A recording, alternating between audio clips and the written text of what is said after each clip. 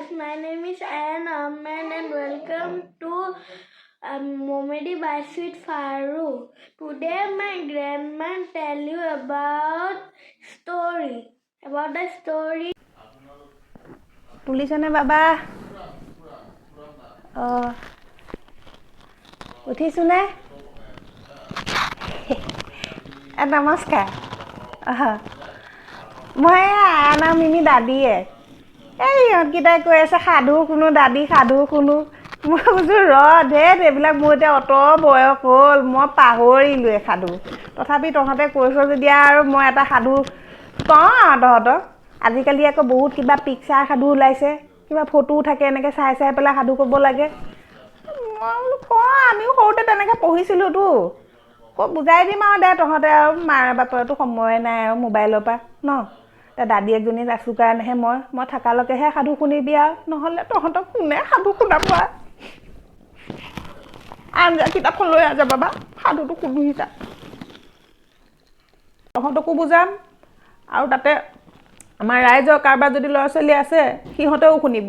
সিহঁতকোতো সাধু শুনোৱা এজনী মানুহ লাগে ন চবৰে ঘৰত একেহে আৰু মোবাইলহে চবতে চকু যায় কাণ যায়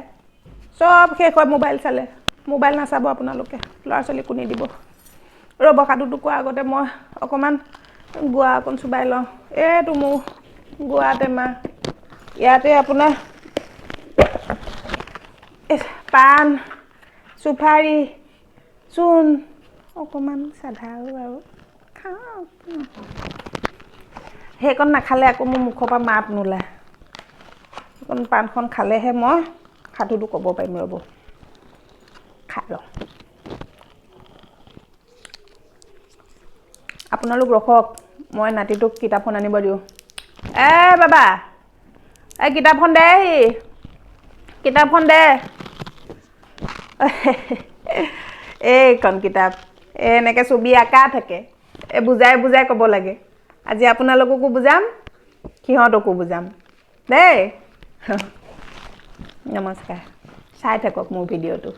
এইখনকে কিতাপখন পঢ়োৱা আৰু ক'ব এয়া ছবিৰ কাহিনী লিখা হৈ আছে দেখিছে আই এই পৰুৱাটোৱেচোন একেবাৰে পানীত সাঁতুৰি যোৱা দেখুৱাইছে বৰ সাহসী পৰুৱা দে পানীত সাঁতুৰিবলৈ চেষ্টা কৰিছে সি বোপাই এয়া কি দেখিছোঁ কপৌটোৰ মুখত এইখনচোন পাণ পৰুৱাটো কি পাণ খাবলৈ মন গ'ল নেকি বাৰু এই কপৌজনীক চাগে পাণ নি থকা দেখিলে উৰি পেলাই তাৰ চাগে খাব মন গ'ল বিচাৰিলে হ'বলা চাওঁচোন পিছৰ পৃষ্ঠাত কি আছে দেহি কপৌজনী ভাল আছিল পাণখিলা দিলে তাকি পাণখিলা লৈ পাৰ পালেহি এতিয়া চাগে বহি পেলাই খাব আৰু বৰ ভাল লাগে নহয় পাণ তামোল খাই ৰাতিপুৱা খোৱা পাওঁতিয়ে যদি মই এখন নাপাওঁ মোৰ গোটেই দিনটোৰ কাৰণে মোৰ মুখখন ফুলাই আৰু কৈছোঁ নহয় বৰ ভাল পাওঁ পাণ আৰু নাপামনো কিয় কওকচোন আমাৰ সংস্কৃতি নহয় জানো পাণ তামোল পৰুৱাটোৱে ঘূৰি পকি আহি ক'ত পালেহি পাণ খালে হ'বলা খাই লৈ পেলাই এখন ক'ৰবাত এইটো কিবা ধনু কাৰ এখন লৈ থকা নিচিনা দেখিলোঁ সেইফালে এজনী কপৌ চৰাই দেখিছিলোঁ কিবা চাই আছে নেকি সিহঁতে বহি পেলাই এইখন কি হ'ল আকৌ কাৰডাল গছত লাগি আছে আৰু এইফালে পৰুৱাটোৱে সেই মানুহজনৰ হাতে ভৰিয়ে ধৰিছে পৰুৱাটোৱে চাগে কাৰডাল চলাব বিচাৰিছিল বুজিছে এইজন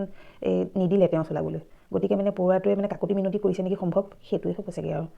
চৰাইজনী কি কৰিছে চৰাইজনীয়ে ভাবিলে মই এতিয়া থালডালৰ পৰা উৰি পেলাই কাৰডালতে বহোঁগৈ আৰু সেই বুলি ভাবিয়ে উৰি গ'ল নেকি কাহিনী শেষে ইমানখিনিয়ে আছিল মানে বৰ সৰু কাহিনী আছিল যখন বুজিবলৈ আপোনাৰ একেবাৰে সহজ দে চবেই বুজি পাব দেখিলেই ফটোখন চিনি পাব আৰু যিয়ে নহওক মোৰ মানে আপোনাৰ লগত এই কাহিনীটো মানে আলোচনা কৰিবলৈ বৰ ভাল লাগিলহে কেনেকুৱা লাগিল পোনাহঁত সাধুটো শুনি মোৰ যদি সাধুটো শুনি ভাল পাইছ তহঁতে তেন্তে মোৰ এই বোৱাৰী কিবা এটা চেনেল আছে মমেডি বাই চুইট ফাৰু বুলি সেইটো তহঁতে লাইক কৰি থবি আৰু ছাবস্ক্ৰাইবো কৰিবি তেতিয়াহ'লে এনেকুৱা মই আৰু ভিডিঅ' বনাম এতিয়া